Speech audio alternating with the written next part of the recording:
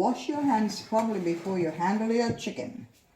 So you wash your chicken, you handle your chicken, taking the skins off the chicken, whatever you're doing to the chicken, the raw chicken.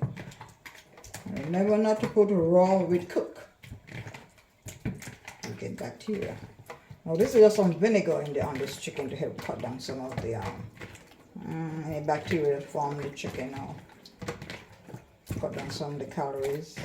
Whatever vinegar is good for. Yeah, you just washing it off with vinegar. No need to pour this in here, Sandra.